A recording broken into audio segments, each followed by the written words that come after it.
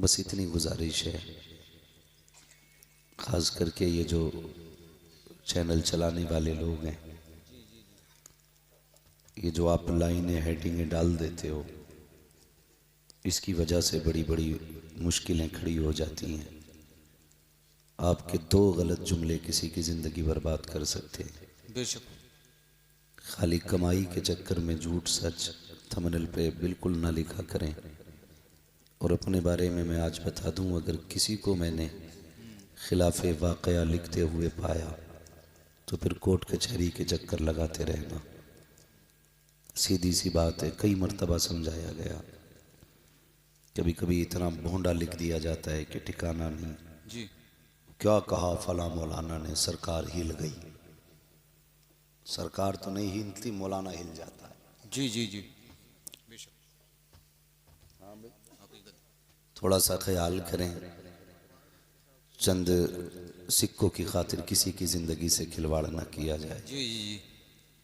ऐसे ऐसे थंबनेल आप बना देते हैं कि अपने तो नहीं, गैर बहुत गौर से फिर उसको सुनते भी हैं। आप हालात देख रहे हैं। मैं ये नहीं कहता हूँ कि हमारी तदबीर हमें बचाएगी। हमारा तो अपना एक नज़रिया है कि मरने की तरफ देख, न जीने की तरफ देख, जी। जब चोट लगे दिल को मदीने की तरफ देख। बेशक। मगर आपसे गुजारिश है, अगर होता क्या है, पहले मना करो तो मानते नहीं। जब बंदा कोई मुसीबत में आ जाता है तो जी फिर जी। मदद के लिए कोई नहीं आता है। जी हकीकत। कोई नहीं आता है। एक लाइन ने, सिर्फ एक लाइन ने जी हमारी कौम का बहुत बड़ा नुकसान कर दिया है। हकीकत। सिर्फ एक लाइन ने। अल्लाह ताला हज़रत अल्लामा मौलाना मुफ्ती सलमान अज़हरी साहब क़िबला को मौला करीम बखैर व आफ़ियत के साथ निजात और रिहाई अता फरमाए। आमीन आमीन। हाँ, हैरत होती है, वीडियो चलाने के लिए इतनी बड़ी लाइन लिख देते हो। अब किसी की माँ ने दूध नहीं पिलाया, उन्हें बचाने के लिए कुछ लिख दे। ये कंडीशंस हमारी है और इसके नुकसानात भी बहुत सारे हो रहे हैं। खुदारा मेहरबानी करें, थोड़ा सा लिहाज रखें। ये बात भी मैं कहूँगा तो हो सकता कल कोई काट के डाल दे, मुफ्ती अम्माद ने चैनल वालों को क्या कहा। तो ये चैनल वाले तो नहीं सुनेंगे, अलबत्ता और लोग सुन लेंगे। आज तक किसी वहाबी देवबंदी की कोई भी ऐसी वीडियो वायरल नहीं होती जो उनके मजहब, उनकी मिल्लत को नुकसान दे। जी जी। जितनी वीडियोस ऐसी वायरल होती हैं वो तमाम सुन्नियों की होती हैं। लोगों के, भाई कोई बोल रहा है 1.5 घंटा 2 घंटा गुफ्तगू कर रहा है, हो सकता है उसके मुंह से कोई जुमला निकल जाए, ज़बान फिसल जाए, तो हमें तो हुक्म पर्दा डालने का दिया गया था, हम उसी को काट के वायरल करते हैं। कुछ लोग तो इतने गलीज टाइप के हैं, पेट पालने के लिए उन्हीं चीज़ों को वायरल किया जाता है जो जी ऐब जी। होती हैं। जी। ऐसे लुकमों से तो कुत्तों की ज़िंदगी बेहतर है। जी। कुत्तों की ज़िंदगी बेहतर है। कई बार ऐसा नहीं हुआ, किसी मौलाना की तंबाकू बनाते वीडियो डाल दी, किसी की बात करते कि देखो मौलाना क्या कर रहे हैं। भाई इंसान है मौलाना भी। तुम्हें मालूम है पर्दा पोशी कितनी बड़ी नेकी है। फरमाया गया जो दुनिया में किसी का ऐब छुपाएगा, अल्लाह आखिरत में उसका ऐब छुपाएगा। बेशक बेशक। ये बातें मिंबर पे हमें नहीं करनी चाहिए, हम बचते हैं, लेकिन मजबूरी हद हो गई। किसी की जाती रंजिश होती है तो मिंबर पे लाके निकालता है। माँ ने दूध पिलाया है ना, तो जिस मौलवी में कमी है उसके घर आके बैठ के बात कर, घर आके बात कर। एक आज मुझे दिखाया किसी ने, एक मौलवी तकरीर कर रहा, अच्छा खासा पुराना सुलझा हुआ मौलवी, सुलझा हुआ मौलवी, अच्छा खासा मोटा तगड़ा 8-10 रोटी खाता होगा, लेकिन अकल घास बराबर भी नहीं है। जी जी जी। इस्लाह के ये तरीके नहीं है। ऐब, सत्र, पर्दापोशी, ये कितना बड़ा, ऐबों को छुपाना ये कितनी बड़ी नेकी है। हुजूर महराज में गए, जन्नत में गए, संदूक खोला, जी। जुब्बा निकाला, मालिक इजाजत दे, इसे ले जाना चाहता हूं। आवाज कुदरत आई, महबूब लेके तो जाओगे, दोगे किसे? बेशक। ये जुब्बा दोगे किसे? कहने लगे मालिक तू बताना। किसे देना? फरमाया ले जा, लेकिन उसे देना जो मेरे राजों को पहुंच जाए। जी जी बेशक बहुत गौर से मेरी बात सुनिएगा, जी जो मेरे राजों को पहुंच जाए उसको ये जुब्बा देना। हुजूर आए, सबसे पहले सदाकत के ताजदार, जी जी मुस्तफ़ा के यारे गार और यारे मज़ार हज़रत अबू बकर सिद्दीक को महबूब ने बुलाया। कहने लगे यार, जन्नत से ये जुब्बा लेके आया हूँ, बता अगर तुझे दे दूँ तो तू क्या करेगा? तो अबू बकर सिद्दीक ने अर्ज़ की, या रसूल अल्लाह, अगर ये मुझे दे दिया जाए ना तो फिर मैं पूरी कायनात में सदाकत को आम कर दूंगा। जी जी बेशक अगर ये जन्नती जुब्बा मुझे दे दिया जाए तो मैं पूरी दुनिया के अंदर सदाकत को आम कर दूंगा। महबूब ने फरमाया बात तो बड़ी है, लेकिन रब के राज को नहीं पहुंचे। फिर बुलाया हजरत उमर फारूक आजम को। उमर, ये जन्नत का जुब्बा है, मैं लेके आया हूं, अगर तुझे दे दूं तो क्या करेगा?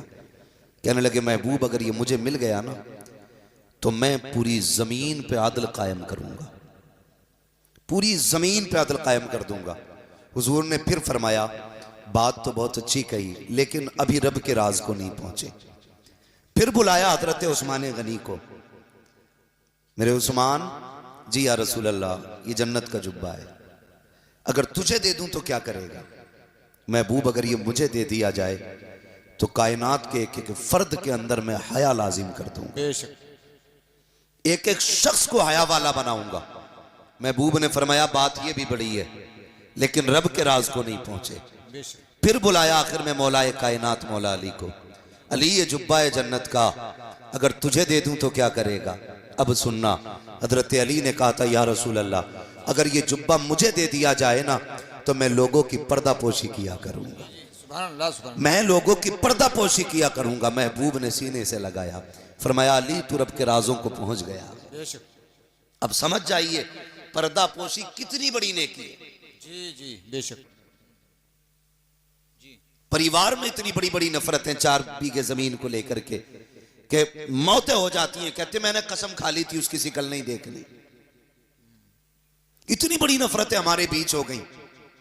इन नफरतों का फायदा उठा करके ना गैर हम पे काबिज होते जा रहे हैं, जी लोग हम पे गलबा करते जा रहे हैं, हम खत्म होते जा रहे हैं, नीचे दबते चले जा रहे हैं, एक दूसरे को तबाह करने में लगे हैं।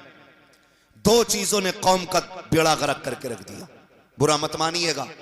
नंबर 1 मुरव्वजा पीरा मुरीदी ने, और नंबर 2 इलेक्शन की तबाह बर्बादी ने। बेशक इन 2 चीजों ने आज कौम का बेड़ा गर्क कर रखा। ये उलमा अगर किसी बदचलन पीर के बारे में बोल दें, अगले ही दिन मस्जिद से हिसाब कर दिया जाता है। इमाम साहब को हटाओ, मेरे पीर के नाखूनों की मुखालफत की है, मेरे पीर की चुटिया को बुरा कहा है, मेरे पीर की ड्रेस को बुरा कहा है। इन उलमा की जिम्मेदारी चापलूसी करना नहीं है, गलत को गलत कहना इनकी जिम्मेदारी है, सही को सही कहना इनकी जिम्मेदारी है। हम जब ये सही कहते हैं, हम इनको निकाल देते हैं, जो गलत होता है हम उसे निकालने को तैयार नहीं होते हैं। बेड़ा गर्क करके रख दिया कौम का। अल्लाह अकबर तमाशे बना रखे हैं, जाकर के देखो, टीओ पे ठीए लगे हुए हैं, दुकानों पे दुकानें खुली हुई हैं, उम्मत का बेड़ा गर्क हो रहा है, किसी को कोई दर्द नहीं है। अगर किसी के ईमान का जनाजा निकलता है तो दर्द इमाम को होता है, अगर किसी की ईमान का जनाजा निकलता है तो तकलीफ इमाम को होती है, अगर किसी की बेटी बदमज़हब में जाती है आवाज इमाम उठाता है, अगर बारात वहाबियों से आती है आवाज इमाम उठाता है, लोग इसको निकाल के खड़ा करते हैं। याद रखना, आज तुम्हारी नजरों के अंदर यह कमजोर हो सकता है, लेकिन कयामत के दिन यह कमजोर नहीं होगा। कयामत के दिन इसके पहलू में खुदा की रहमतें भी खड़ी होंगी। मदीने वाला मुस्तफा क्या बात है। नारे तकबीर, नारे रिसालत, मसलके आला हजरत, रज़वियों की तकरीर, नबी के दुश्मनों की फूट गई तकदीर। क्या बात है। हाँ, खुदारा इन्हें तस्लीम करो, बेशक इन्हें तस्लीम करो। जिसे गुड़ा भाग आ गया मौलवी को जाहिल मानता है। जी हाँ, जिसे गुड़ा भाग आ गया मौलवी को जाहिल मानता है, कहता है इसे 18 का पहाड़ा ही याद नहीं है। जी 18 का पहाड़ा काम नहीं आएगा। मर रब्बु का, तेरा रब कौन है? मा दीनु का, तेरा दीन क्या है?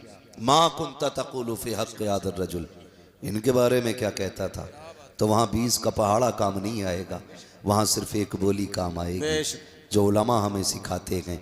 अगर फरिश्ते पूछेंगे इनके बारे में क्या कहता क्या बात, था, क्या तो हम फिर शौक से कहेंगे इन्हें जाना, इन्हें माना, न रखा गैर से काम, लिल्लाहिल हम्द में दुनिया से मुसलमान। सुभान अल्लाह, सुभान अल्लाह, बहुत अच्छे, ये बोली काम आनी है क़यामत में, ये बोली काम आनी है मरने बहुत के अच्छे, बाद। बहुत अच्छे। तो ये तो कभी मत कहो कि मौलवी कुछ नहीं है। और मैं जानता हूं जब किसी में जरा सा दौलत का खुमार आता है ना, तो सबसे पहले वो उलमा को जलील समझता है। कई मुखिया ऐसे जानता हूं मैं, जी जी जी कई बधानों से वाकिफ हूं ऐसों से जी। कि कहते बुलाओ हाफिज जी को फातिहा पढ़ लें। इमाम आया तो मुखिया उठ थोड़ी रहा कुर्सी से, जी जी जी हिलाई ना जा रहा उससे। ये नहीं पता है कि कुछ भी बन जा मस्जिद में पीछे ही खड़ा होगा। हकीकत है। जी जी सारी मुखियागिरी निकल जाती है जोहर असर मगरिब इशा फजर में, लेकिन घर नहीं उठ रहा। आओ हाफिज जी बैठो, मरी पड़ जाएगी 2 मिनट के लिए उठ जाएगा तो इंसान समझ के नहीं उठता, मत उठ, मुस्तफा का गुलाम समझ के उठ जाया कर। जी, बेशक बेशक, क्या बात है, हम क्या नहीं जानते कि हमारी औकात क्या है, लेकिन जब से हुजूर से जुड़े हैं ना, तो फिर अपने आप को सब कुछ समझने लगे। क्या बात है, बेशक बेशक। अपना क्या है, उलमा की इज्जत किया करो। पैसा कितने दिन है, कितने दिन पैसा भाई। जाओ कब्रिस्तान में जाके देखो, इन्हें ले जाओ चचा को, इनकी सफेद दाढ़ी है, इनसे पूछो ये कब्र किसकी है, ये कहेंगे 100 साल पहले की कब्र है। फिर पूछना ये किसकी है, ये कहेंगे 60 साल पुरानी कब्र है। फिर पूछना इनसे कि तारीख बताओ, कहेंगे ये वो था जिसकी लठिया में धुआं उठता था, ये वो लेटा है जिसके आगे कोई खड़ा नहीं हो सकता था। पूछना कब्रों से बताओ तो सही, अमीर और गरीब की कब्र में फर्क क्या रह गया है। पूछना कभी आवाज दे के, मरने वालों तुम्हारे आगे लोग खड़े। और महबूब ने कभी किसी को जलील नहीं किया जी, इस्लाह फरमाई मेरे नबी ने भी, लेकिन कभी किसी को जलील करके नहीं। ऐसे इस्लाह फरमाते थे कि इस्लाह भी हो जाती थी और किसी को हया तक नहीं, शर्म का सामना नहीं करना पड़ता था। बेशक। तो खुदारा आदी बने इस चीज के, अगर आपकी नजरों के सामने किसी से कुछ गलत भी हो गया तो आप उसको पर्दे में रखें, पर्दे में रखें। चंद रुपए की खातिर हमें किसी की जिंदगी का सौदा नहीं करना है। यह है दामन, यह है गिरेबा, आओ कोई काम करें। मौसम का मुंह तकते रहना काम नहीं दीवानों का। जी, आपसे बस इतनी सी गुजारिश है, हम अपनी सफ़ों के दरमियान इत्तेहाद पैदा करें, हम अपने बीच मोहब्बत पैदा करें। जो इख्तलाफात की हवाएं चल रही हैं इनसे निकल करके मोहब्बत पैदा करें। याद रखिएगा, मोहब्बत इत्तेफाक उन्हीं के दरमियान होगा जो ईमान वाले होंगे। जी जी जी, बेशक। बेईमानों से कोई इत्तेफाक नहीं है, नहीं करना है। जी, बेईमानों से कोई इत्तेफाक नहीं करना। नहीं करना है, इसलिए कि ईमान को लेकर के किसी से कोई कंप्रोमाइज नहीं किया जा सकता। बेशक। ईमान असल है, ईमान असल है। होता क्या है, आदमी रिश्ता करने जब जाता है ना तो पैसे देख के वहाबियों में भी लड़की दे देता है, जी जी, पैसे देख के बद मजहब की बेटी ले भी लेता है, अच्छा जहेज मिलेगा, जबकि उससे दुआ सलाम कलाम खैरियत तक की इजाजत नहीं है। बेशक। जो उसे हम नाश्ता कराते हैं ना घर में दामाद बना के, उसे मर भी जाए तो उसके जनाजे तक पे जाने की इजाजत नहीं है।